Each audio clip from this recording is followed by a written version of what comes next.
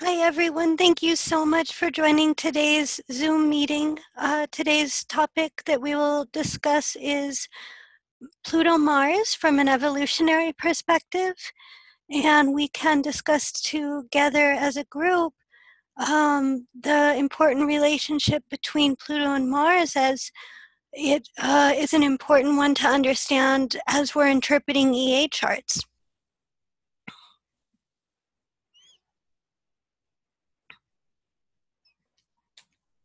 I'd also like to say that in terms of keeping everybody on the same page, if you have questions, please ask as soon as we go along. What I found is that if I keep the question till the end, I either lose it or I'm not able to follow along as the presentation continues. So I'd like to keep us together as a group as much as possible. So feel free to jump in to ask questions as you feel a need to, or as soon as you have the question. So Mars-Pluto interface. The relationship between Mars and Pluto is an important one to understand as it correlates to how the soul will put into motion or action, which is the Mars function, the desires that are emanating from the soul, Pluto. So this is a critical correlation to understand from an evolutionary perspective. We can have any sort of conscious desires. We can subjectively state that I want this, I want that, I feel a desire for this, and so on. But really, what's happening at a deeper level or at a soul level is that those conscious desires are emanating from the soul, they're emanating from Pluto. So essentially, Mars is a lower octave of Pluto. A lower octave is a denser expression of a higher vibration. So essentially, Mars becomes the action point, or becomes the mechanism through which Pluto acts out its desires. As such, Mars correlates with the conscious desires within the soul and the leading edge of the soul's evolution. Essentially, the Mars function is going to be how we keep ourselves moving forward. Again, the leading edge of the soul's evolution. And this is also critical from an evolutionary point of view because desire is the determinant of evolution. Desire is the bottom line when we're looking at an EA chart of understanding the why of things. And from an evolutionary point of view, or interpreting charts from an EA point of view, that's really the point, or that's really the motivation behind doing the work, is to be able to come to a more conscious awareness of the why of anything, the why of this choice, the why of that choice, the why of the past, the why of current circumstances, and so on. So when we look at the nature of desire, we can then have bring into the picture a very useful tool for ourselves and for others, whether they're friends or those who we may counsel, to understand how to work constructively, from my point of view, with their desire nature. In essence, it's the unconscious desires contained within Pluto that are transmitted to Mars for conscious action or expression. The actions that we put into motion can either create a personal regeneration if we're acting upon the evolutionary intentions within the chart, or they can create a personal degeneration or stagnation if we're acting upon the need to maintain the past. So in essence, Mars is like putting the foot on the gas pedal, and we can either be moving forwards at 100%, moving forwards, or we can also be moving at the same momentum backwards. So Mars is essentially momentum, and it's putting the foot on the gas pedal. It's the engine within the car, or the fuel within the car, so to speak. So far, are we on the same page in terms of the relationship between Mars and Pluto, and why it's important to understand from an evolutionary point of view?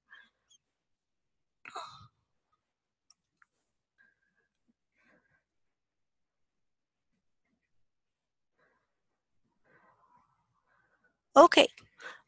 So Mars-Pluto phase aspect, at minimum, is going to take 8 lifetimes to accomplish the current evolutionary intentions within the birth chart.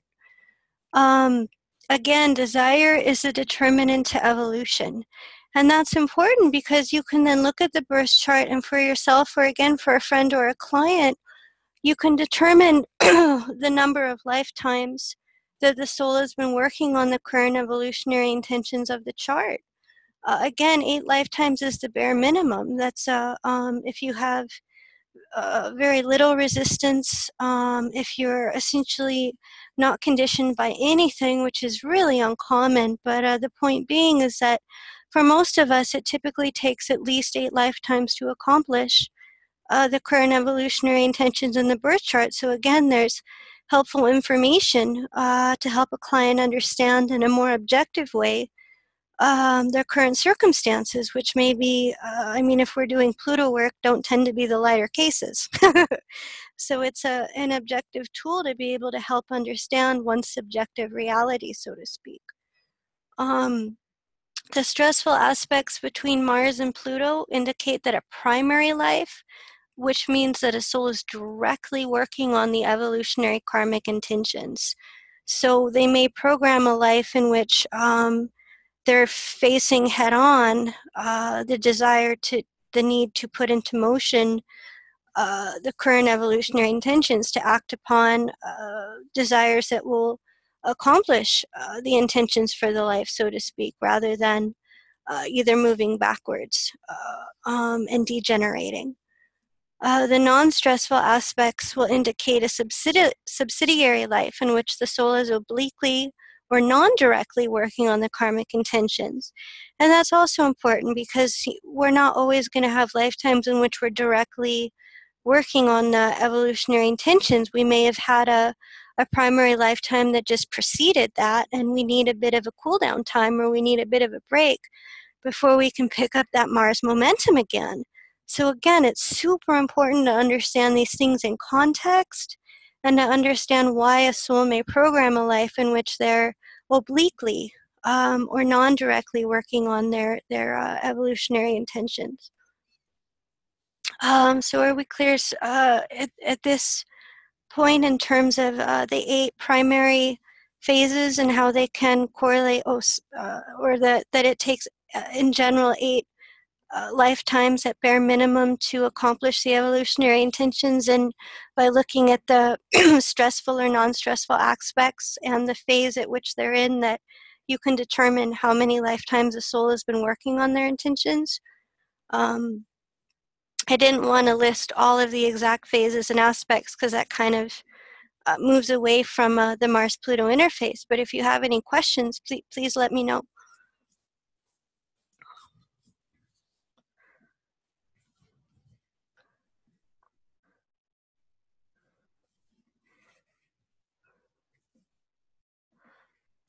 So in terms of understanding the Mars-Aries, or the Mars-Aries first house archetype, Mars as an archetype correlates to a brand new evolutionary cycle.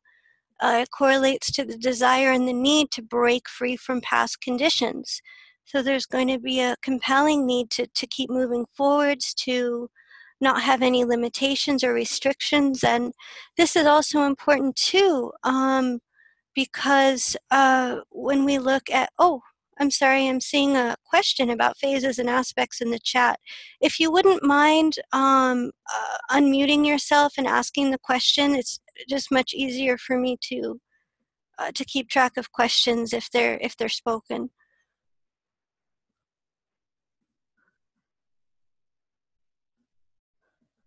Okay. Let's see. Deva, I'll read the questions out this time because I think some people can't unmute themselves for certain reasons. Yeah, but Cheryl's question is an inconjunct considered a stressful aspect?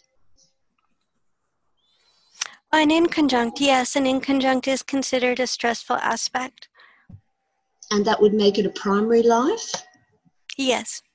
Good, thank you. And Liana asks, parallel and or anti-parallel aspects are considered aspects to take into consideration in EA? She's asking, are they taken into consideration in EA?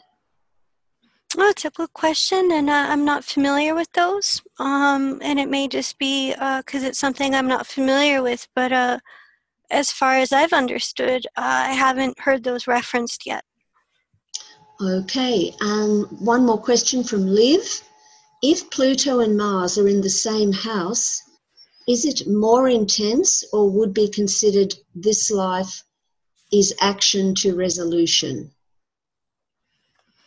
So if Mars and Pluto are in the same house, are they conjunct? Are they making any aspect, or is it just in the same house?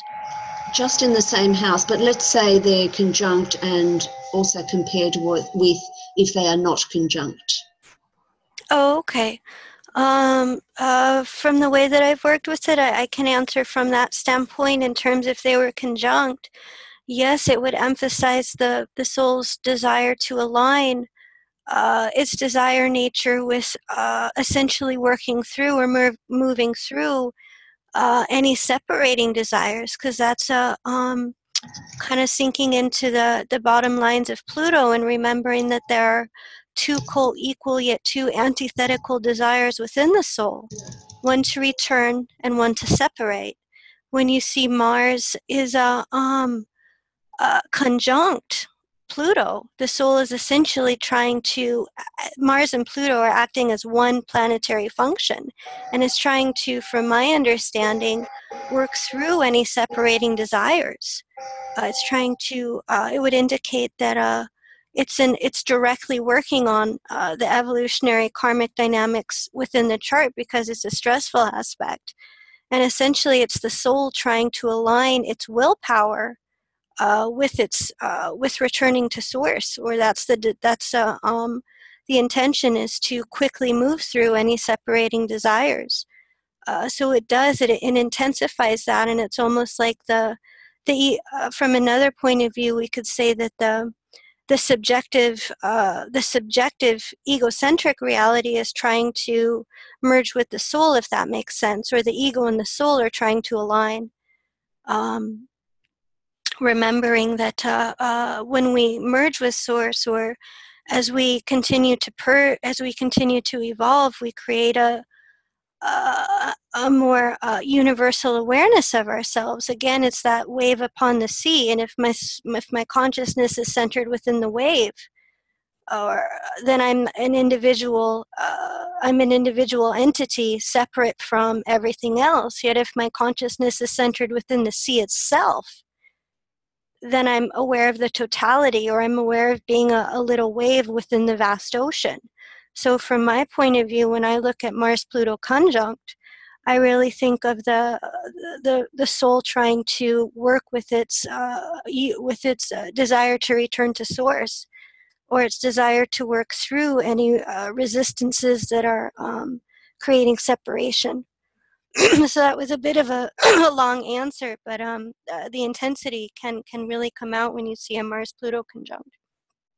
So, Deva, if they are in the same sign but not conjunct, that would lessen the intensity and therefore make it a subsidiary life? If there's no stressful aspect, it would make it a subsidiary life. That's correct, and it would also symbolize that that the subjective desire nature of the soul will be acting through the same desires as the soul itself. So let's say, for example, if Pluto is in the 9th house, and then we also have Mars in the 9th house, in the same sign but not conjunct, the vehicle through which the soul will be acting out its desires mirrors that natal Pluto. So for example, the soul will have a desire to align with its personal truth, a desire to understand life in a cosmological, philosophical, or metaphysical way, may carry with it a lot of psychological levity and humor, but it's going to mirror, or it's going to parallel the natal Pluto. It's essentially going to be working through the same prism, if that makes sense. Do Mars and Pluto, are they quite similar because they're working together? can Mars take on the qualities of Pluto and Pluto take on some of the qualities of Mars? It would really depend. Let's say, for example, and that's a great question. I really appreciate this discussion. I feel that we're going to get a really great, holistic view of Mars-Pluto. So if you could see me, I'm putting 2 big thumbs up in the air. I'm sorry, I'm being a little silly today. So thank you for the discussion. But yeah, what it seems like is that it would depend on the house and sign. Let's say, for example, if Pluto was in the 1st house or in Aries, the Pluto could take on a very Martian or Mars quality. And let's say if we have Mars in the 8th house or Mars in Scorpio, it could take on a very Pluto-esque quality.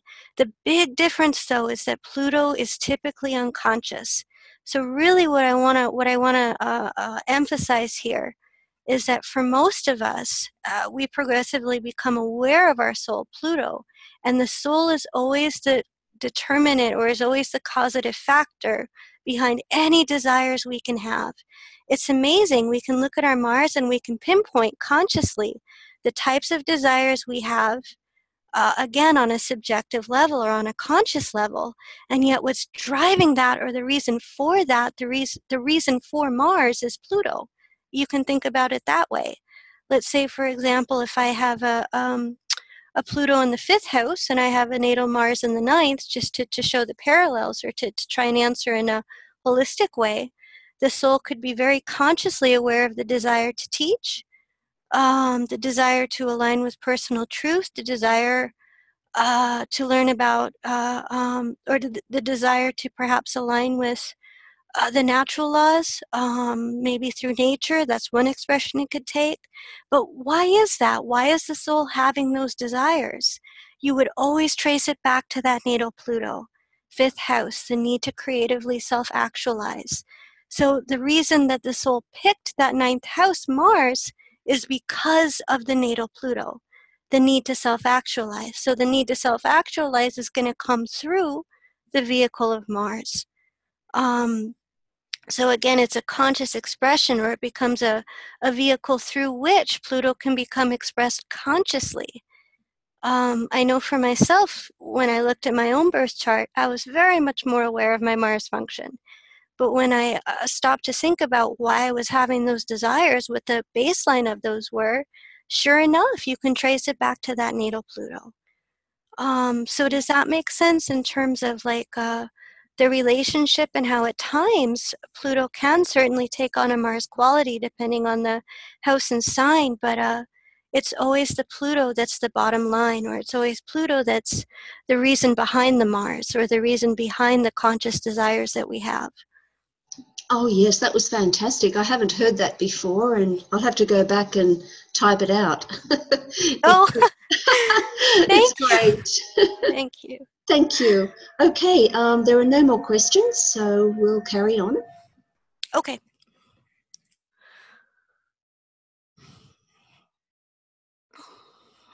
So yeah, the Mars also correlates with fears of all sorts.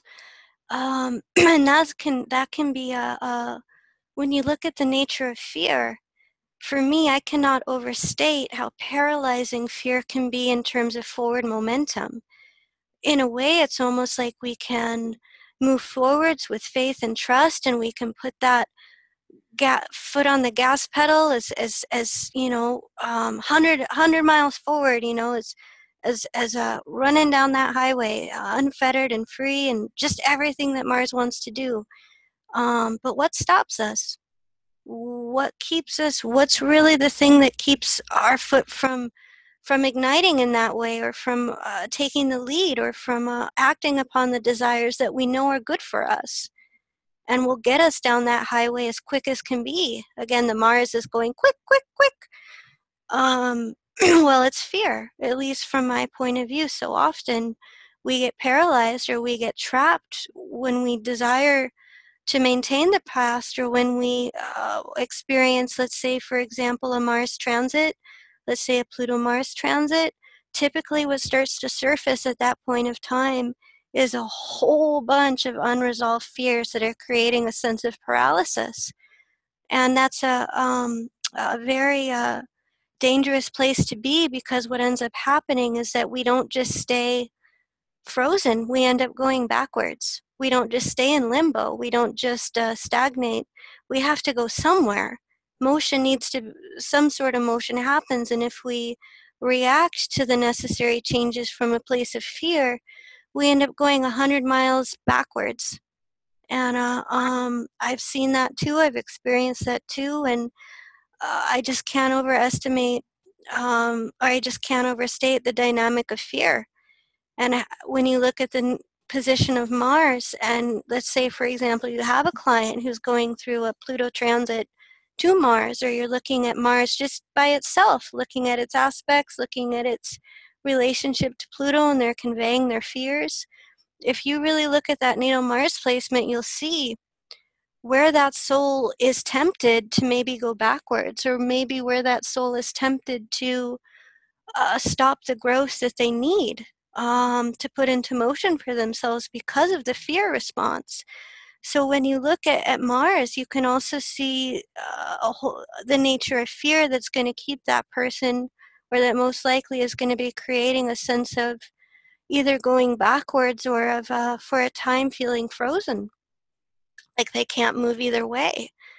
So let's say, for example, if you're looking at Mars in the second house, you could generally say that that soul may be coming in with a fear of survival issues, of perhaps always putting into motion the most basic or the most simplistic ways of making a living, because of a fear of not being able to make it if they don't operate from that very second house, frog in the well type of reality.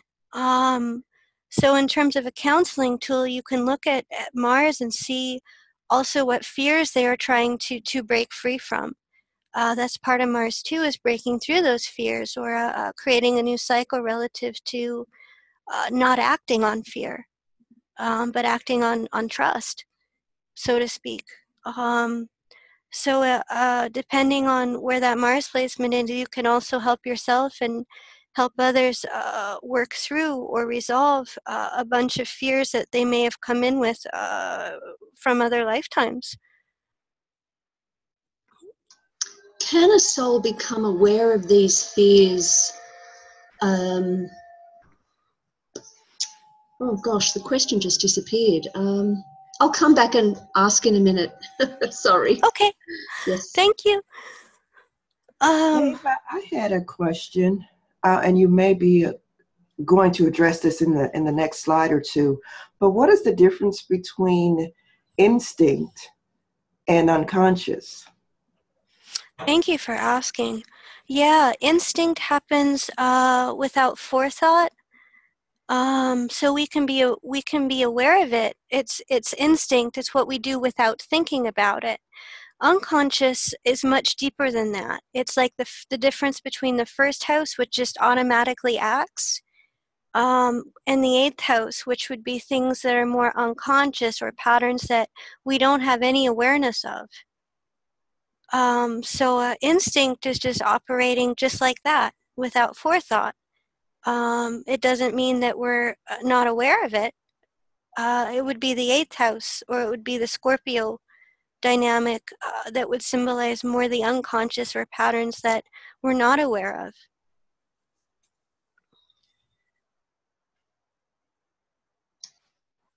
Thanks, Wanda. I just remembered my question. Sorry about that. Can a soul become aware of its Mars fears through cataclysmic events, which are the domain of Pluto?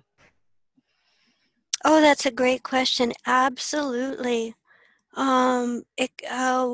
Especially if we have, let's say, a Pluto transit, or through Pluto, we can become aware of the fears that are emanating from Mars. And so what kinds of cataclysmic events could take place via that Mars? Does it always have to be accidents and, the usual Martian things, or can it be virtually anything depending on the house? Right. It would, from my understanding, in a general sense, and then you could correlate this to the house and sign placement of Mars, it's the vibration of fear itself that attracts the very situation that you're afraid of. So let's say, and then in a Mars way, you need to act. So let's say, for example, if you have Mars in the 10th house or you have Mars in Capricorn and you're afraid of being judged, you're afraid of those in external society, or you're afraid to exert your own authority, you are emotionally repressing the desires that you have because of, again, a fear of false judgment, or a fear of what others who are in a position of authority may say. You will attract to yourself situations in which you're almost pushed to actualize a positive sense of authority, or to face the judgment, to be able to go ahead and act on what you know is right for your soul, no matter what. So it's like that 10th house attracts to it situations where maybe it will be oppressed, or others will attempt to oppress, or will be receiving a lot of judgment. And it's that very situation that can become the liberation. That very situation can become the pathway forward. In a general sense, what I've experienced and what I've seen with Mars is that we attract to ourselves the very thing that we're afraid of, so that we can act, so that we can put something forward in a way that's helping us break free from that fear. Thank you so much. That's fantastic. There is another question, but I've asked her to retype it because it's not making sense to me. So I'll come back later with that question. Any other questions from the audience?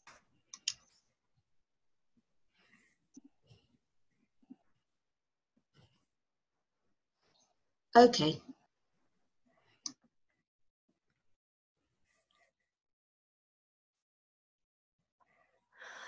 So I also thought it'd be good to include a discussion of Mars retrograde, because when we look at the retrograde function, what we're essentially looking at is the evolutionary need to internalize, to individuate that planetary function, the energies going inward. And so when you look at these two energies, when you're looking at Mars, which is inherently yang, external expression and action, and then you put it retrograde, all of that externalized energy is now funneling right back to the center of the soul. So in essence, it's that Mars action is now internalizing, or that Mars action is now becoming internalized action rather than external expression. Again, the retrograde symbolizes that an individuation of the planet that is retrograde must now take place. So the soul will, most typically souls with Mars retrograde will reflect upon their desire nature prior to taking action. From my understanding, Mars retrograde inherently indicates a much more reflective approach to acting. It's almost like the think before you do anything, thinking of the consequences, or thinking of the effects of one's actions is more emphasized in my understanding than in other Mars placements. And why is that? Evolutionary speaking, the intention is to slow down and to purge random action that is not in alignment with its current evolutionary and karmic intentions. So in essence, the soul has been typically acting upon whatever desire has emanated from that soul in that very moment. Going here, going there, acting upon this, acting upon that, initiating a lot of, again, random action. Very impulsive, and it's created a depletion of personal energy. So the soul has picked in Mars retrograde in order to only act upon desires that are relevant to its life purpose, to really slow down and to individuate that Mars function. So that soul will have a much more cooled down energy system, so to speak, or we'll do a high degree of reflection before acting upon desires that are surfacing or desires that come into the soul at any given point in time.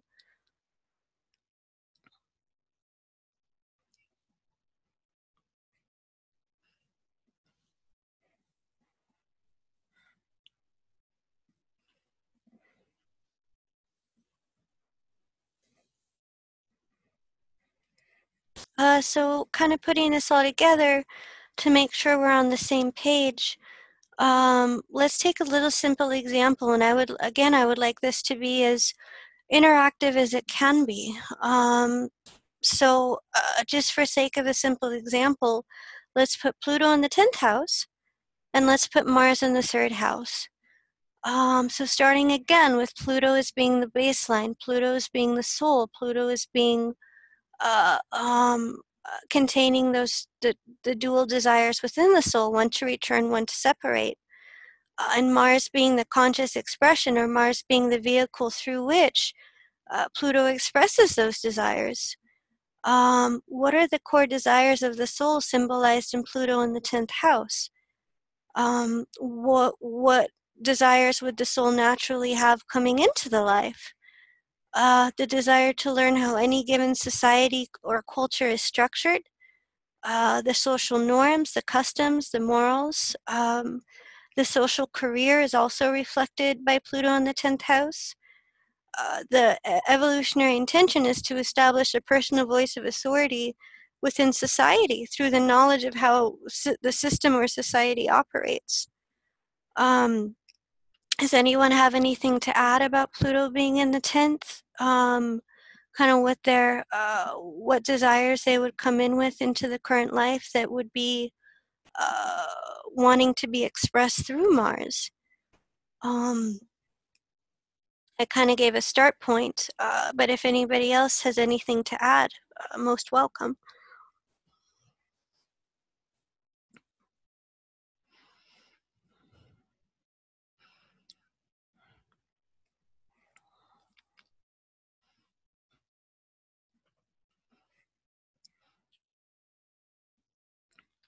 Okay, one thing I could add to that too is the nature of judgment, that soul will also be desiring to purge many sources of learned guilt, or also to discern guilt that is natural versus guilt that is learned. When we look at the 10th house archetype, we can factor in also the nature of guilt and the reason for the guilt. And there are two reasons for guilt. One is the learned guilt, which is based upon societal judgments, rights and wrongs, and so on. And one is natural guilt that occurs naturally within consciousness whenever we transgress natural law. And it's a natural teacher. It's how we learn, is through natural guilt. So when you look at Pluto in the 10th, it would also be a soul who's desiring to establish that, or a soul who's desiring to purge learned guilt, and learn from natural guilt that has also been carried in from other lifetimes as well. So when we look at that Pluto in the 10th, oh, it looks like we have a question.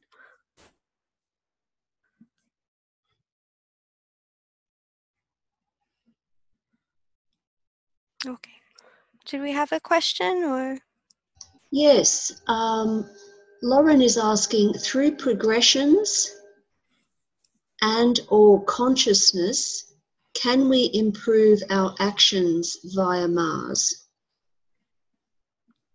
Oh, I see. Does that make sense? Yeah.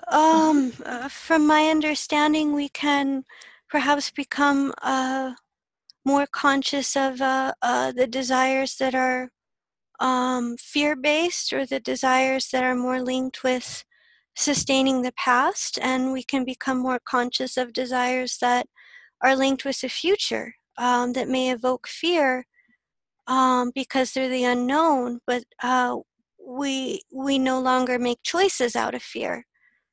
So in a general way, I can see through transit and progression how we can progressively find the courage to act upon the things that we know are good for us, or we can act upon the desires to move forwards, even though that's not always easy. Yes, through transit and progression, if I'm understanding the question correctly, we can improve our desires because we'll come into an alignment with moving forwards, or we'll uh, initiate courage to make changes that we need to make, and initiate a new cycle.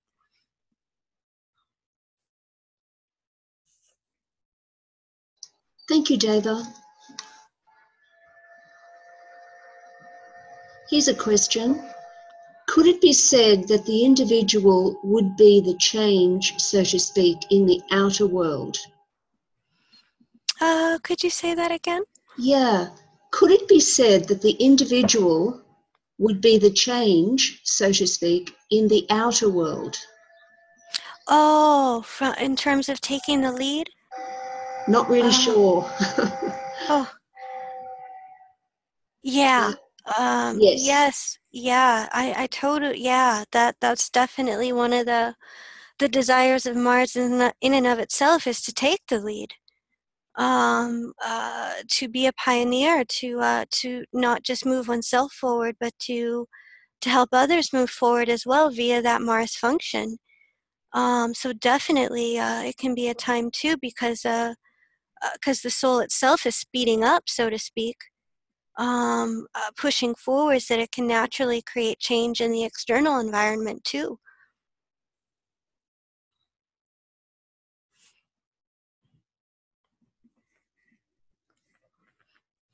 Okay, thank you. Would you like me to go to the next slide? Let's see. Oh, so we were talking, trying to make a simple example of how Pluto in the 10th and its core desires would be acted out through Mars in the 3rd. The core desires of Pluto in the 10th being to establish a personal voice of authority in the world, to understand how societies and cultures are structured and operates, to also jettison learned guilt, um, uh, and to exert a natural judgment, or a judgment that's based upon a natural law, what's intrinsically right and wrong. So how is this going to be acted out with Mars in the 3rd? So the conscious desires, then, the vehicle through which that 10th house is going to be acted out or expressed, is going to be through the 3rd house, which means the soul will collect, typically the soul will collect information from the external environment in order to learn how the system or structure operates, and how to establish a personal voice of authority within society. So, for example, the soul may collect information and viewpoints from those who are in positions of authority in order to learn the social norms, customs, rules, regulations, and so on. So let's say, for example, the soul may be very conscious, or may instinctually desire to talk, to desire to experience diversity, to collect this point of view and to collect that point of view. That can be quite they can carry a quite penetrating insight into the viewpoints that then create up the social norms. Or let's say, for example, the soul maybe has decided as a profession to be a sort of journalist, or reporting about the different customs that different cultures have, or the viewpoints of those in society, and how that creates a structure within that society, and so on. The conscious desires would be very much based upon the need to collect information, to communicate, to experience a diversity. But the bottom line, again, referring back to Pluto, that will always be in reference to that 10th house Pluto. The soul could then establish itself via being a reporter, via being a journalist. That's just one example. Being somebody who communicates, or being somebody who structures themselves was able to establish their own authority based upon the communication that they've made. So again, the underlying reason for that need to communicate, to collect a diversity of information and to be exposed to a wide variety of cultures, is that underlying need to establish one's own sense of authority and to understand the structure of things, so to speak. So again, bringing it back to Pluto as being the bottom line. So that soul will, depending on evolutionary state, that soul could also come in with an inherent capacity to communicate to others relative to the way that social societies are structured, how to collect information, where to go to retrieve information, so to speak. So again, it's that the 10th house is the driving factor, or the 10th house is the bottom line, the reason for the third house. Are we on the same page there in terms of, just with this simple example, how natal Pluto in the 10th will be expressed through Mars in the 3rd?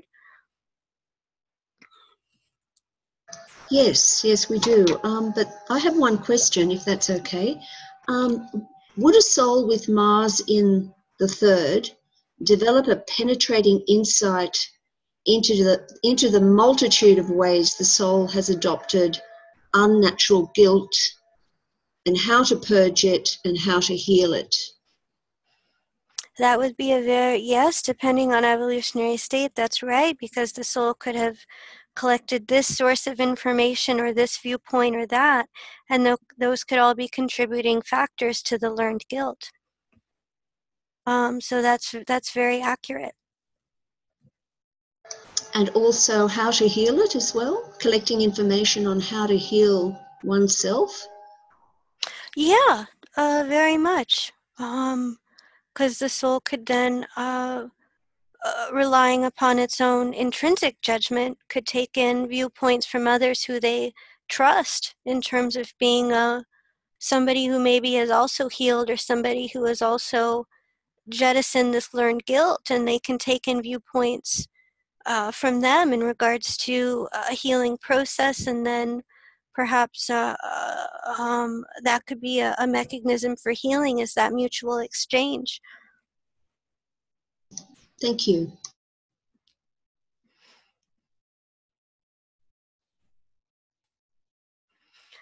So again, it's important to understand the evolutionary states and how taking that simple example, how that can be expressed in a different way relative to evolutionary state. And the consensus, to me, that would be pretty straightforward. That would be a soul who's desiring to get up the social ladder, desiring to improve its life circumstances through progressive, through moving up the ranks, the social career, and so on. So that soul could collect a diversity of information within the consensus in order to keep moving up that rank. And that soul would also carry a capacity to speak to others who are also in positions of authority in order to learn the ropes. So in order to get on top of the system. So this could be a soul who may come into conflict with the diversity of opinions and viewpoints that are even within the consensus. Sometimes this authority is saying that, and now we have this authority saying that. So it's interesting when you really look at that 10th house, 3rd house within the consensus, what they'll also be learning in the sense of establishing their own voice of authority within the consensus, even within competing voices or competing fields within the mainstream. So you can see that conflict and how it would emanate, or how it would play out in the consensus, but the underlying desires being to collect information in order to advance, in order to establish a social role. The desires that may hold it back, or the desires that may fall in the shadow side of that signature, would be using that information for personal gain, using information in order to manipulate, or in order to perhaps gain a social role that they're inherently not ready for, or that they don't actually have the capacity to do. I mean, that may be going to an extreme, but can use information in a manipulative way in order to gain social power, and they may or may not be ready for the actual responsibilities of that position. So this could be somebody who's, really good at what they call spin. Spin it the way the authorities want you to say it.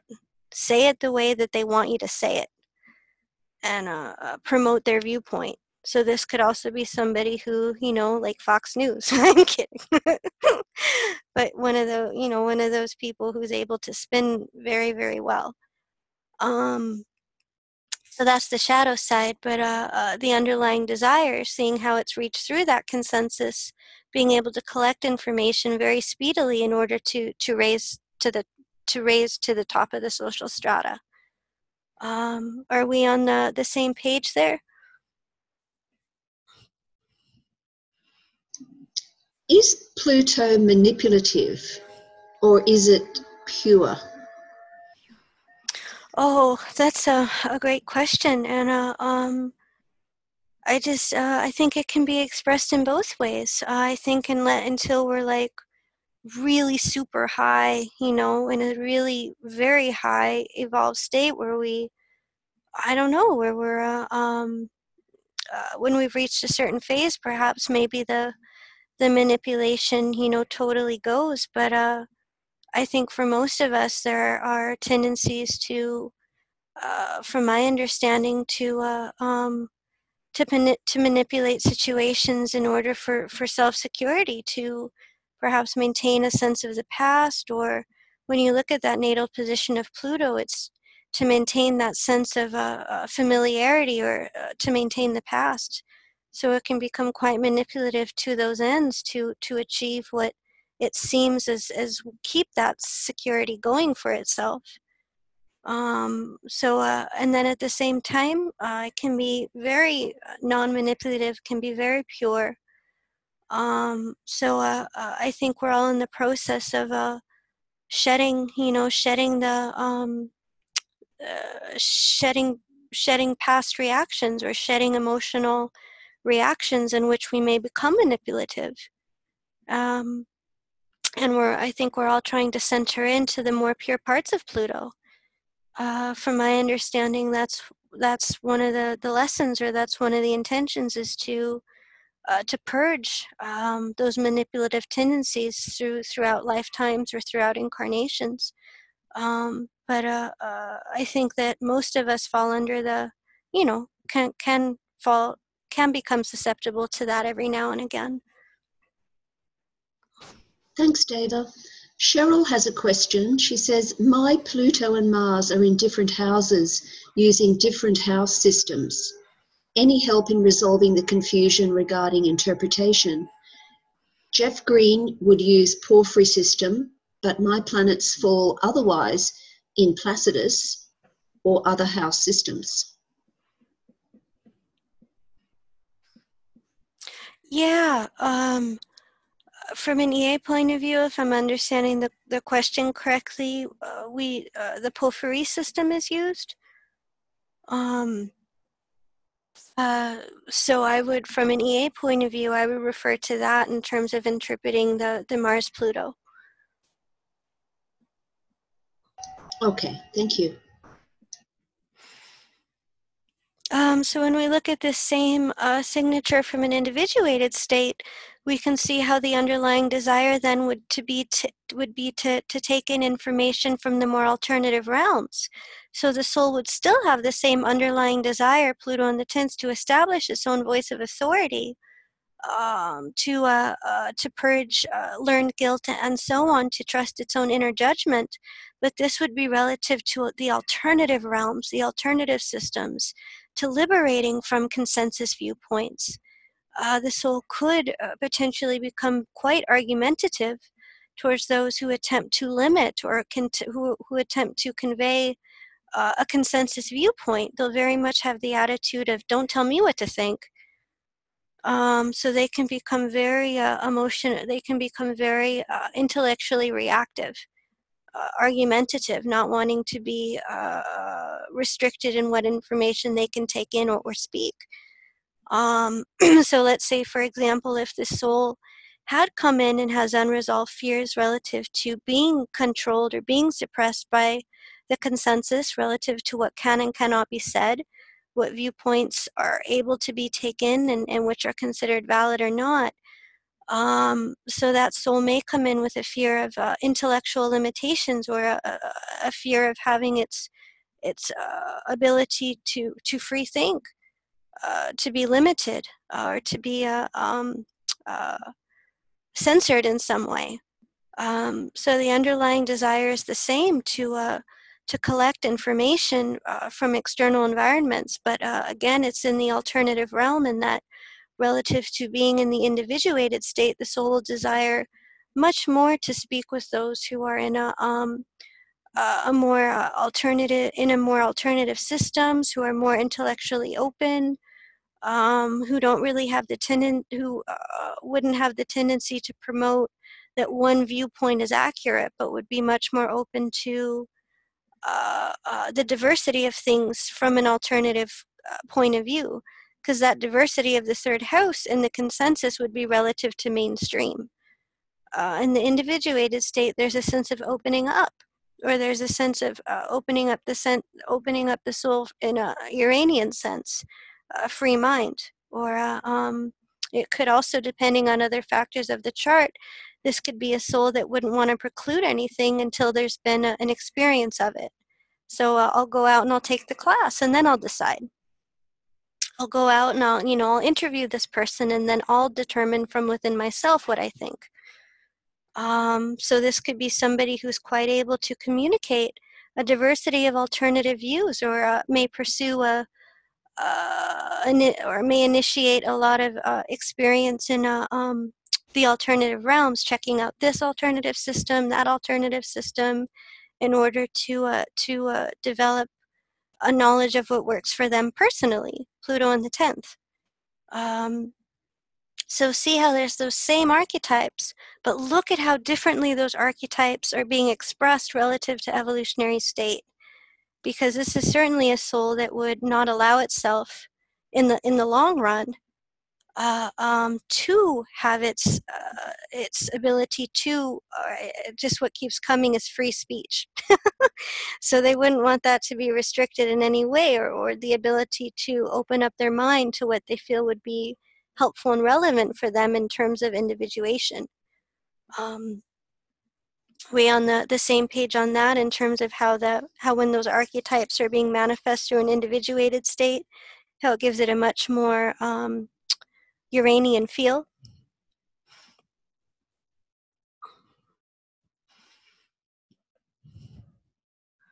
Yes. Oh, good. Okay.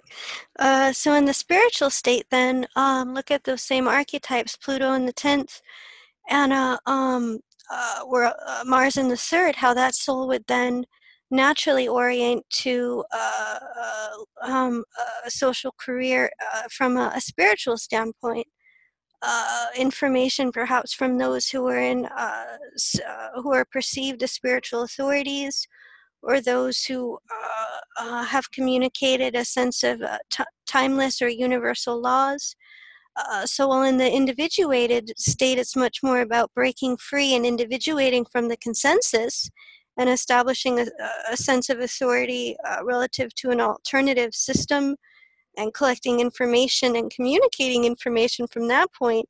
In the spiritual state, it's much more about collecting information that would allow the soul to internalize a structure that's based upon universal natural laws that are very much free from not only man-made conditioning, but will be true for all time. So it's like the structure, that very structure of the soul, is trying to collect information that would allow it to internalize these universal laws, so to speak. and to establish authority that's based on a knowledge of these universal laws. So let's say, for example, the soul were to, in terms of the natural inquisitiveness of Mars in the third, they may interview, or they may have dialogues with those who they perceive are spiritual authorities, or who have knowledge of universal laws, or let's say, for example, interviewing a soul that has been teaching globally, or in many different locations, and getting their viewpoint on how we unfold collectively, or how looking for that link from a universal standpoint.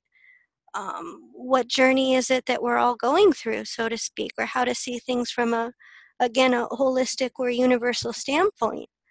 And communicating, the soul would also have an ability to communicate a structure that's much more based upon these natural laws, or would really advocate that one trust its own inner judgment, natural rights and natural wrongs, and so forth, and how in any given society you will see these natural laws emanating in some form or another. So it's, in a way, it's like transcending culture, transcending time through the information that's collected. So the person may feel drawn to sharing information that's universal in nature as part of their own journey, being able to assume a role in society that communicates a natural structure, or a universal structure, a paradigm that's free from man-made morals, and so on. So in the spiritual state, it's much more about establishing a voice of authority that reflects the soul's innate spiritual capacity, so to speak, or connection to natural laws, and being able to then communicate those, or be able to dialogue with others who are also seeking to structure themselves in the same way. So again, it's the same archetypes. Pluto in the 10th, Mars in the 3rd, and yet in the consensus state, it's moving up the social ladder. In the individuated state, it's individuation from social norms, and so on. And in the spiritual state, it's understanding one's journey and others' journey in a holistic context, or wanting to align and merge with the Creator, the source of all things. And that gives the context for how these archetypes will be expressed, how Pluto in the 10th will desire to establish its authority, the nature of the information that's collected, and for what reasons. So again, Pluto's the bottom line. Pluto's the reason why, or Pluto's the why of the Mars. And the Mars is the expression, or the Mars becomes the vehicle through which the desires of Pluto expresses itself. And when we look at that, when we understand that connection, we can understand why the soul has picked any given Mars in the natal birth chart in order to work out in a conscious way the desires from Pluto. So we have some examples, but we may want to take a break and then come back to those. Okay, so let's take a 10-minute break, and we'll be back then. Thank you.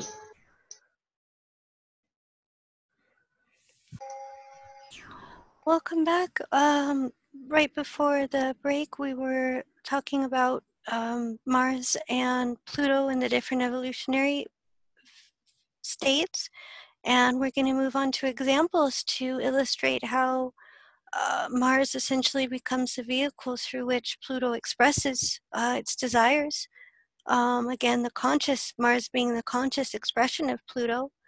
But before we do that, wanting to make sure we're all on the same page. Any questions about the relationship between Mars-Pluto, or the evolutionary phases, or anything we've talked about up until this point?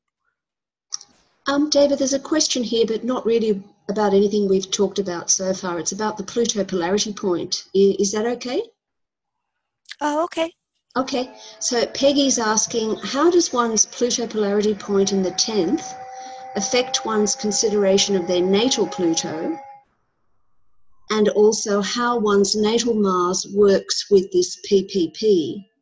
I am asking this question as one who is well into her senior years.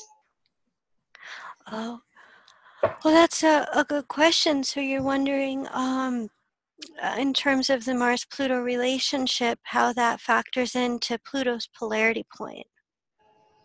Yes, and her Mars is in the 6th. Okay. Yeah, in a general sense, in a broad context, Mars in the 6th will be desiring self-improvement, self-perfection, will desire to break free from sources of feelings of inner lack or inner impurities, and we'll be desiring to put into motion self-healing techniques, anything that helps the soul shift into more of an area or a feeling of self-improvement or self-adjustment rather than experiences of self-humiliation or of undermining oneself in general.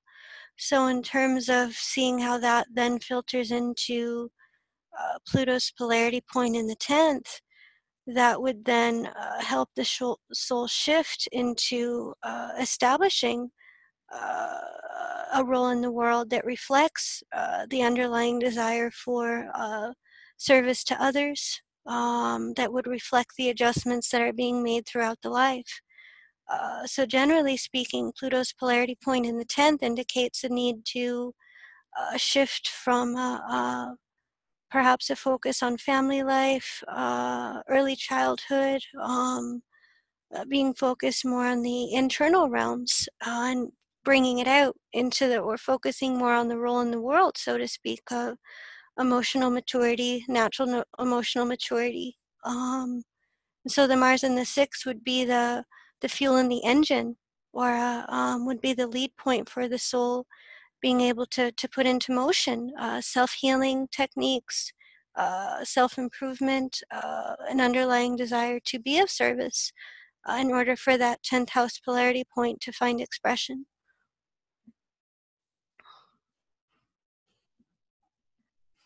Okay, thank you.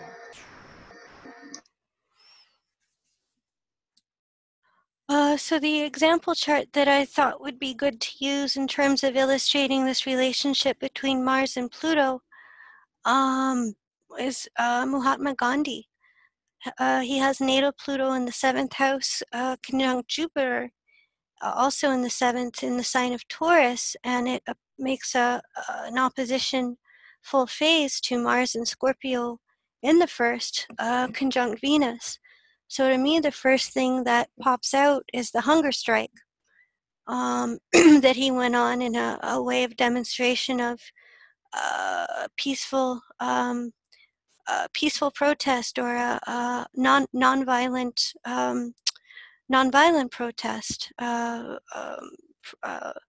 non-cooperation. Again, not through violent means, but affecting change through the willpower to not be violent. And in a way, that sounds kind of rudimentary, but for me, being very honest with myself, being able to affect change non-violently or through peaceful means, it can take a lot of willpower to work against the Scorpio tendency, perhaps to right a wrong, or when one feels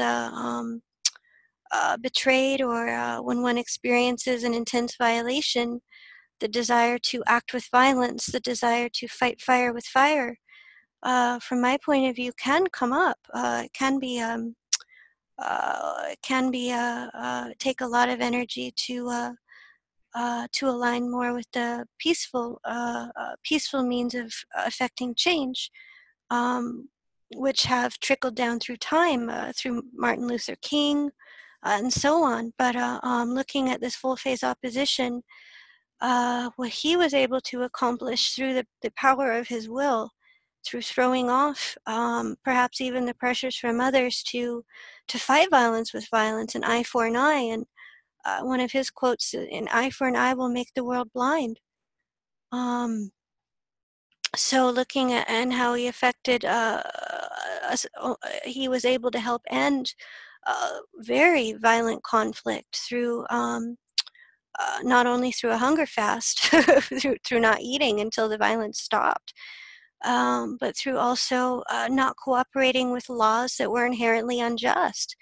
Looking at the seventh house, the bottom line need for equality, justice, fair play, an equal playing field, for everything to be equal, regardless of one's gender, social race, etc. He, at first, the first part of his life, he was a lawyer. He has this Jupiter. Jupiter correlates to me to the lawyer, being able to use law, or the desire to use law in order to affect justice. To me, that's the bottom line of the seventh house, is justice. And but how are we going to affect that, or how are we going to, in quotes, fight for that? We fight that, or at least what he taught, we can advocate that, or we can fight for that through non-cooperation with laws that are inherently unjust.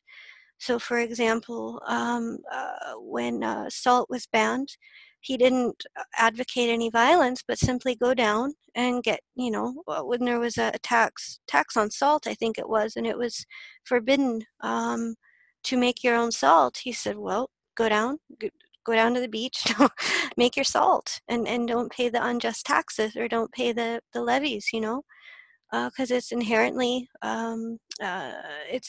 unjust. It didn't hurt anyone. So it's a simple example of peaceful resistance. And from my point of view, it was also his soul's way of throwing off tendencies he may have had to try and create equality through fighting the system, which is really tough. It's almost like saying you affect change by modeling, or by affecting in a non-violent way, seeing this Venus-Mars in Scorpio in the first, through peaceful means. Essentially, you affect the change by modeling the change that you want to see. Seeing the South Node being in Aquarius in the fourth too, not wanting to perpetuate any violence, but very clearly seeing the effects of one atrocity creating another atrocity, and seeing the loops and so on. So seeing the opposition, in my point of view, it was like he was trying to align very deeply with this principle of equality, justice, and fair play, and the way that may be most effective to create that. So he later, working as a lawyer, also seeing that the law doesn't always affect that, and in a way you can't fight a system that's inherently unjust or unequal by all the times using the law, because the law is also twisted to keep that inequality in play, to favor, in that point it was to favor the British, if I understood correctly. So he couldn't affect the change that he wanted to by teaching or even using law for those who were in a position of being overpowered, looking at the Venus-Mars in Scorpio in the first. So don't cooperate with those laws. You can affect the most change by embodying it, seeing the North Node being in Leo in the 10th, coming into his own power by modeling the change that you wanted to see, so to speak. And the opposition would be throwing off any tendency that he had to fight violence with violence. Or you can see, from my point of view, you can see the warrior looking at this Venus-Mars and Scorpio in the first, who became aware of the trauma of violence itself, South Node in Aquarius in the fourth. He may have seen children brutalized, South Node in the fourth, but when you have direct contact with being in violent situations or being in a war, you can clearly see the fallacy, or you can clearly see that there are truly no winners from that point of view. So trying to affect change in a way that's more long-lasting, where that will have the change of also affecting one's self-empowerment by, again, modeling the type of change that you want to see. So from my point of view, having evolved, it's almost like the evolved warrior who decides to put down the sword, and aligned with a more peaceful way to do so, and that was more in alignment with his soul nature, or his actual nature, looking at the sun in Libra in the 12th, which is how that North Node in Leo is going to be integrated. The essence, or integrating through peaceful means, trying to establish a way of affecting true change where you can embody the best qualities that you have. North Node in Leo in the 10th. So creating a sense of ultimate peace or ultimate justice by not perpetrating a wrong, or by not, again, fighting violence with violence, and that willpower that went along with doing that, and being able also to perhaps throw off the pressures from others. The 7th house, let's say their families were hurt, or it's natural, part of it's natural when you see close ones hurt and you're wanting justice, or you're wanting something to be done. So it was also his willpower to go against the pressures from others to retaliate, but to model this way that was essentially creating a new fabric for society, at least in my point of view, or that would have the effects of trickling down. South Node being in Aquarius, being like a collective seed that could later be picked up by others to create long-lasting social change. So the opposition from the 1st to the 7th is throwing off kind of that tendency to perhaps wanting to go into battle or wanting to fight. Again, the sword with the sword, and aligning more with the non-cooperation, or by not cooperating with that which is inherently unjust, and that creating a social seed that can stand the test of time. So those are my thoughts about the chart. Does anybody else want to join in and have any thoughts about Gandhi's chart? I would put him in the 3rd stage spiritual in terms of the evolutionary state. I have a question. Yes. I'm curious if then, if Pluto and Mars were in the opposite houses, if it was still 1st house, 7th house, but the other way around, would that be more like charging into battle with less peaceful protest? Oh, because right, because the 7th house, if the Mars were in the 7th and the Pluto in the 1st, the Pluto in the 1st would be looking for action, or would be looking more for initiation, and that would come through working with others, or through collaboration if Mars were in the 7th.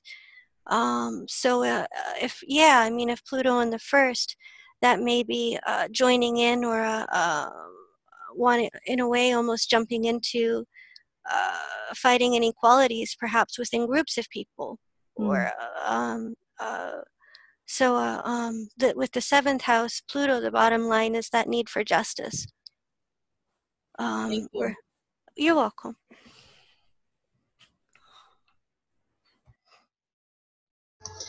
Deva, with the Pluto polarity point at 17 degrees Scorpio, it sits right in the middle of the Venus and the Mars, and then all of that will be opposite Jupiter as well. So it's a very powerful little combination of planets, isn't it?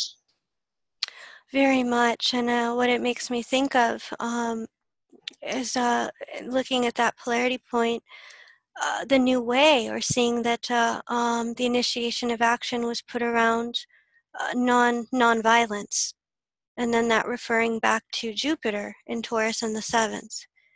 And as an example of that, the story that, oh gosh, it's just so, for me, it's just so heartwarming when a person came a person came to him who had been in battle, and because of the conflict between Muslims and Hebrews, or I think it were Hindus, and he confessed to Gandhi that he had killed a child because he thought he was on the other side.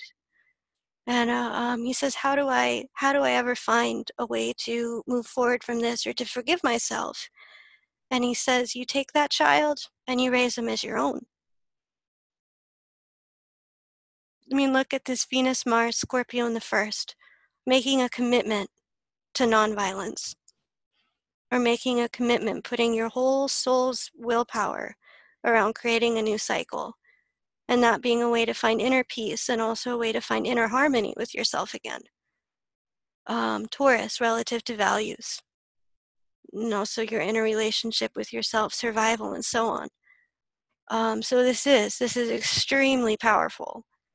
And seeing the sun in the 12th too, how that can create an ability to inwardly forgive, or a way to inwardly come into harmony with yourself again. Sun in Libra in the 12th. So there's a lot of raw power here. And to me, it's looking at that Pluto in the first, it would be initiation, or it would be a new pathway relative to putting a commitment to non-violence, if that makes sense. Or the Scorpio energy. I mean, his literally, not stopping until all the bloodshed stop. Yes. Deva, would the Pluto polarity point be just as intense as Pluto? Yes, I think so, because it can become a compelling way forward, because Pluto also symbolizes limitations of the past, or places where we may habitually recycle behavior. So Pluto's polarity point can also become very attractive, or it can become very propelling, because it symbolizes a new way, or it symbolizes, even unconsciously so, a new pathway that the soul needs to go towards in order for its own evolution. Also, what do you make of the balsamic conjunction between Venus and Mars, Venus being the ruler of Pluto? Great question. Culmination. Well, look at how it's almost like he became a signator, or how he became an icon. I mean, being willing to die for what you believe. And looking at this culmination point, he's now somebody who is symbolic of a nonviolent resolution, or nonviolent ways of effecting change, social change.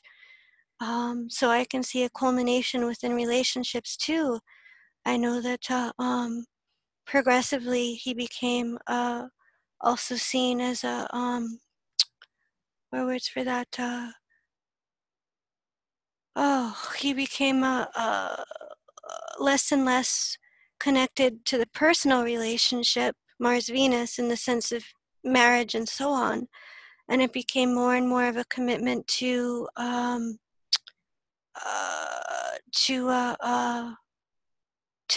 the evolution moving forwards. Or I'm struggling for words here, but it was like a culmination of personal relationships, and more of an evolution into his role, seeing the North Node also being in the 10th house, so simultaneously being impersonal, simultaneously personal, impersonal relationships.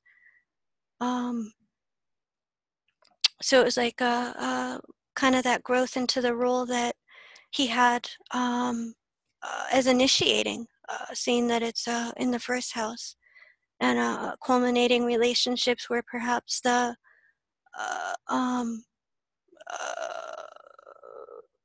personal connection was growing or expanding beyond just the personal relationship, and perhaps even reaching a teacher, also having the aspect of a teacher in it too, seeing Pluto, Jupiter. So an expansion into into connecting with the source, and that becoming the primary baseline of the personal relationships.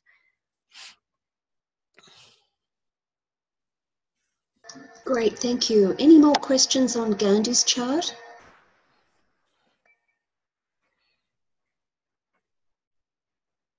Would you like to move on, Deva, or stay here? I guess just one thing before I move on is seeing how that Pluto in the 7th in Taurus was manifesting through that Mars and Scorpio in the 1st. The need for justice, equality, fair play. Also, Taurus bringing back a state of simplicity or affecting survival. That coming through initiating in a very Scorpio way the commitment to peaceful means. But seeing how in this case, how that 7th house was coming through the Mars in the 1st, initiating a new way, and putting a lot of willpower behind behind the non-violent means to effect change.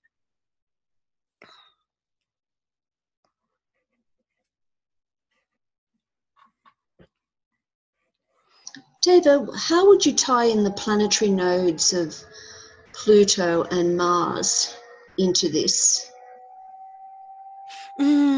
Looking at that, at the soul's, what desires the soul had put forward prior to the life that created the life of Gandhi, and seeing where that probable future direction is headed. So seeing the emanating or seeing the new desires of Mars, the natal planet being the bridge between past and future. So seeing the new desires that Mars will act out in lives to come, the new types of relationships that the soul will attract to itself, how the inner relationship with self is changing, the different needs that one has in relationships. So looking at the south and north node of Mars Venus, we can see how relationship desires and how they were played out in relationships, how those were acted upon in the past and how they're growing, or the types of desires that the soul will have in the future, and the types of relationships that will then be formed as a reflection of those desires. Thank you.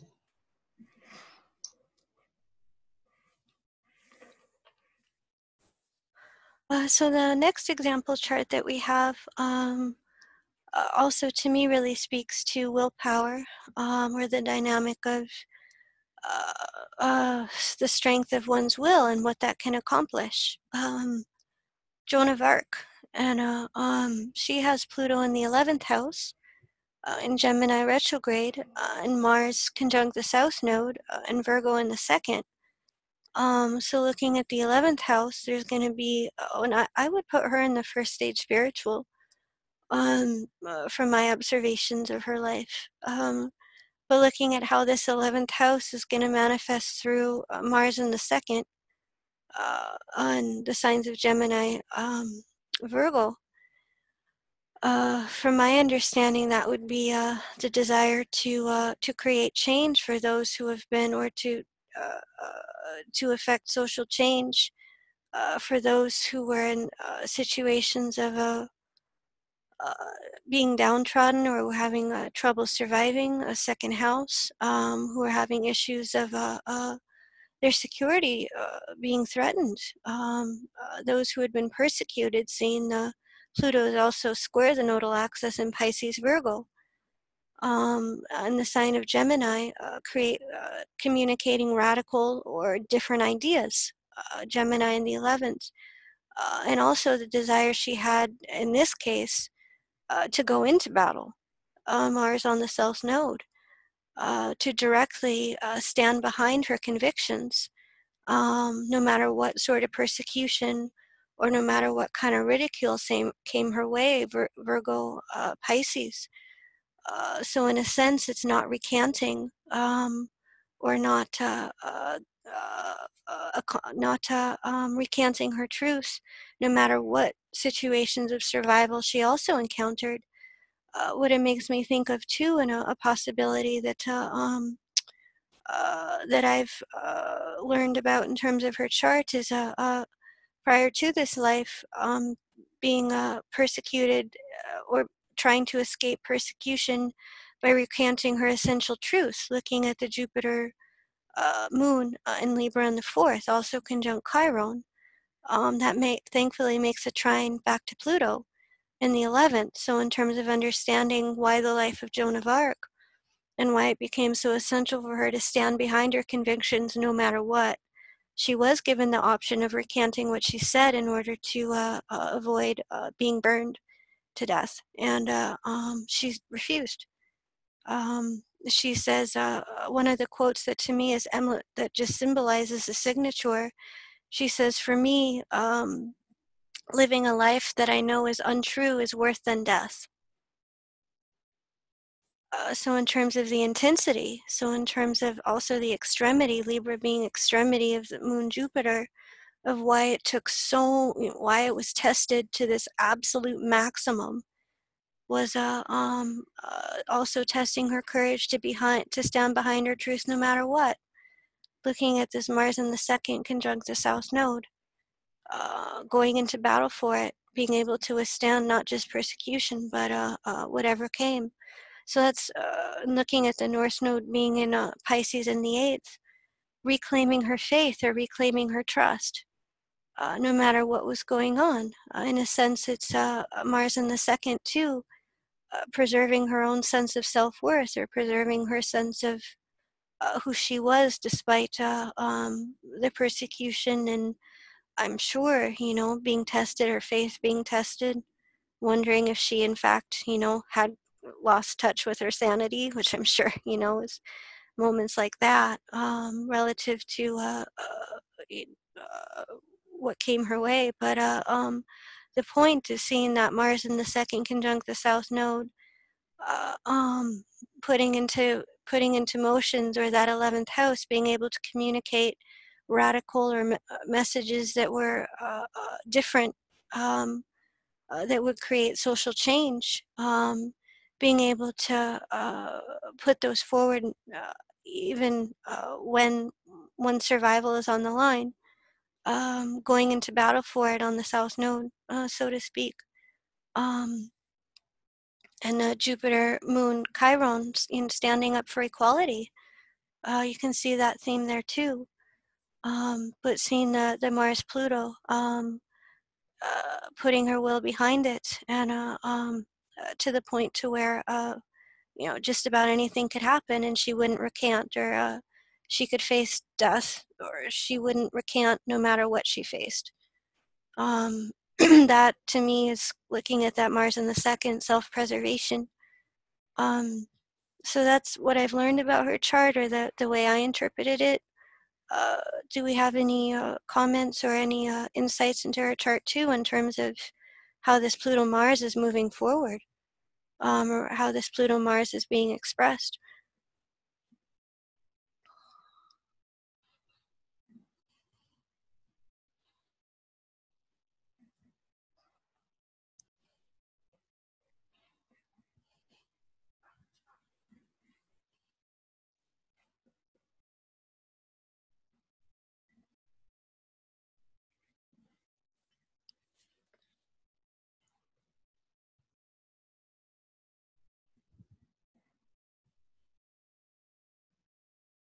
Hi, this is Danny. Can you hear me? Yes. Hi. I'm just looking at that Mars conjunct the South Node, and I'm thinking she's done this before in another life. She's died early. She's, you know how Mars conjunct the South Node often indicates that life was cut short? Yes. And so I'm just thinking back on what she was doing before that. Yeah, from my understanding, that could correlate to going into battle for tribes that were marginalized or persecuted. and having a meeting an early end or dying at an early age by going into those types of battles. But from my understanding, looking at that theme, it would be having also received or the experience also of trauma with Pluto in the 11th, of dying early for going into battle for those who were being persecuted or marginalized. In terms of but looking at the 11th house, it would be like tribes. Also seeing the Jupiter moon in Libra being in the 4th, that would also be your family environment. So it seems that relative to situations of survival, that would be the trigger. Like, we can't survive if we don't fight. But how does she move away from that? How does she move away from death, always premature death, and getting cut off and getting wiped out in the process? Yeah, well, that's a great question. And from my understanding, looking at because Mars on the South Node, it can also be the resolution, or it can be a culmination of things. A planet on the South Node can also be a fruition point. Mm-hmm. So from my understanding, it would be what are Gandhi's words? Not to pray for protection, but to pray for courage.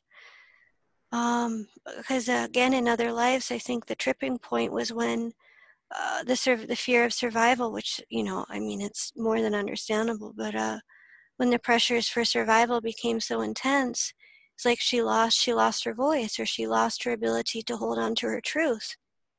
So in terms of not meeting an early end, from my point of view, it would be not necessarily maybe not having to go to battle, but not recanting the truth, not recanting her personal truth because of a fear of survival. But being able to withstand, of course, the intensity of that situation, but being able to preserve or being able to protect one's truth, regardless of situations of survival, if that makes sense. Absolutely. And what about the visions? Like how they would tie into it, like the North Node in Pisces? Right, having her towards that instead. Like I'm seeing her as I would look at a modern client, which I know that's not the object here, but I'm thinking, how can she resolve this? How can we bring her to those visions and keep her alive, basically, like in the next life? That's sort of where my mind is going right now. Right. It's a great question, and looking at that, it would be trusting her visions, or trusting her innate connection to source, regardless of being told she's crazy or delusional, or no matter how much she's tested. But to trust that those visions, and even also promoting that long-term vision, that especially with Pluto being in the 11th, focusing on the end game, or focusing on the end result rather than the immediacy of the moment. So essentially, also seeing that Mars, South Node, Virgo in the 2nd, it would be really coaching, or really helping that client work with their own undermining activities, or not to doubt or not to undermine relative to messages from others, Gemini in the 11th, but to have total trust in her vision, and that those kind of visions unfold over time.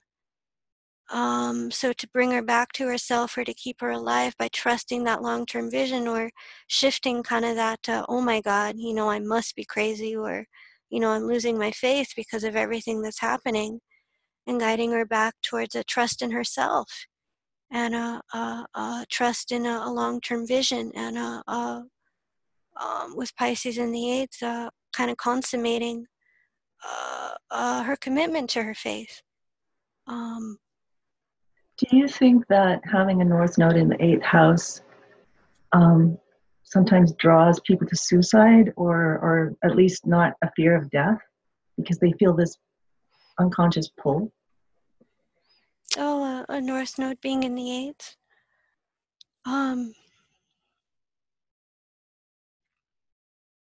It may bring up that it may bring up like a focus on death, or it may bring up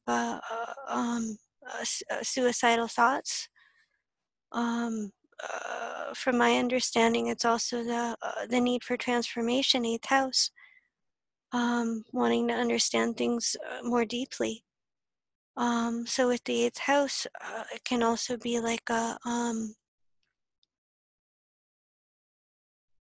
it's almost like going through more of an inner death and rebirth, or that can be the positive side. And being focused on death can be kind of also an unconscious desire for change. Yeah, for her, it would be union with God because it's in Pisces. So right. She would fear it because she knows she's going back to her God through death. So it wouldn't be a source of fear for her to die. Right. So she would be following her North Node through death, ultimately. Following the vision, even if it led toward death. Right. Being able to follow it no matter where it goes, even if it leads to death. Thank you. Thank you for that. Okay, Deva, we'll be winding down very soon. Any final questions on this chart?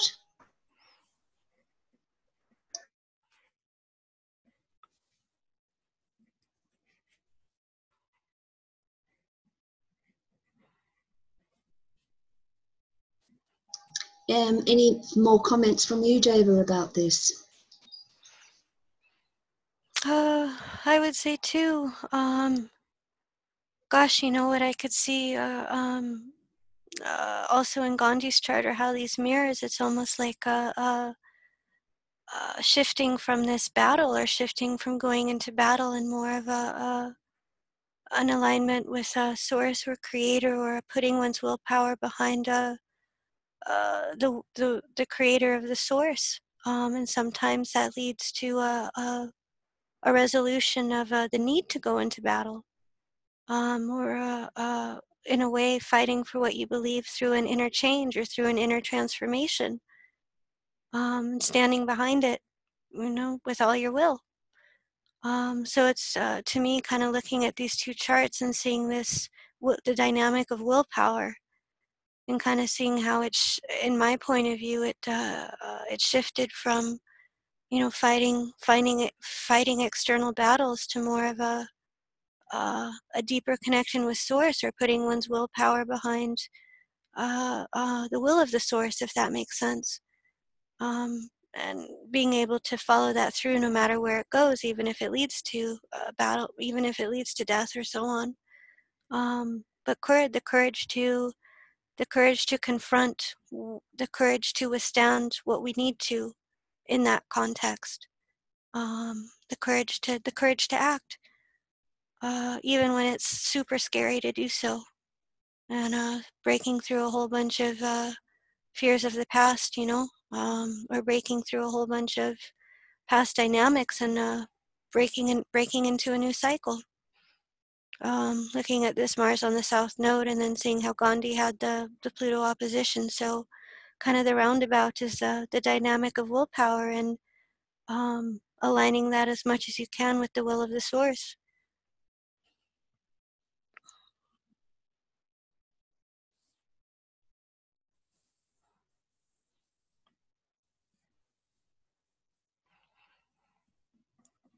So with that, any comments from others, or any Q&A? Any questions about what we've talked about during this discussion? Liv is asking, what would one look at as to how to achieve this in the chart? Oh, the how. Yeah, that's a great question.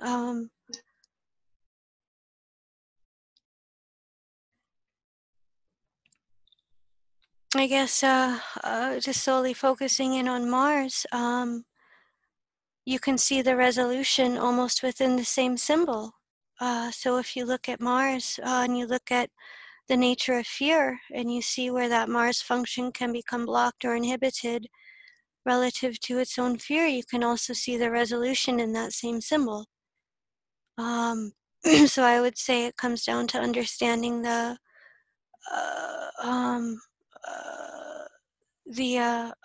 conditioned and the natural expression of each archetype, and trying as much as one can to embrace the natural expression of the Mars function by house and sign is the way forward.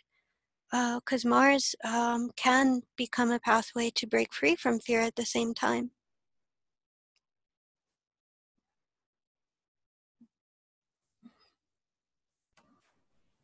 Okay, any final questions? I have a question about Mars balsamic to Pluto in the natal. Mm-hmm. That's my question. Like when Mars is in a balsamic phase, what does it symbolize? Yeah, balsamic to Pluto, like how they're almost together, like a conjunction, but an applying conjunction.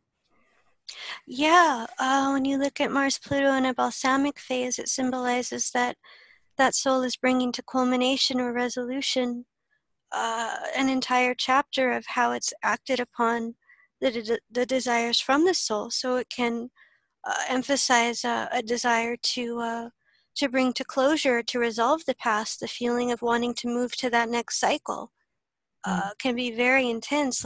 But at the same time, the necessity to complete the past, or a feeling of experiencing very similar things, or it can almost be like a deja vu. Like, I know I've done this before. Or there can be like a sense of needing to take the time to complete the past in order for the cycle to culminate. It can also, too, in some evolutionary cases, it can emphasize the desire for an ultimate, or for a connection to source. Because when Mars, Pluto are in a balsamic phase, that soul is also going to want to act upon universal or natural laws. Because it's it's the balsamic phase is very Neptune, 12th house, Pisces. So there's going to be an action upon a need for ultimacy, so to speak, or what brings the soul ultimate meaning. So it can correlate to an intensified desire to complete, or to bring to completion unresolved desires of the past in order for a new cycle to come into being. Thank you.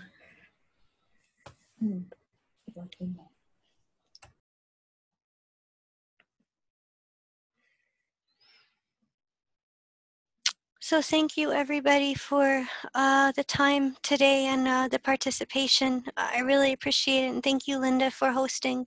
Really appreciate all the time and effort you've given to evolutionary astrology. Great, thank you so much, Deva. A great presentation on Mars Pluto from an EA perspective. We'll catch you again in the new year.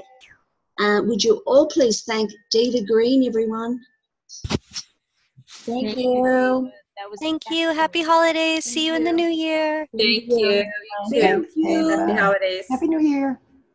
Thank you. Thank you, Deva. That was a great presentation, Deva. She does so good.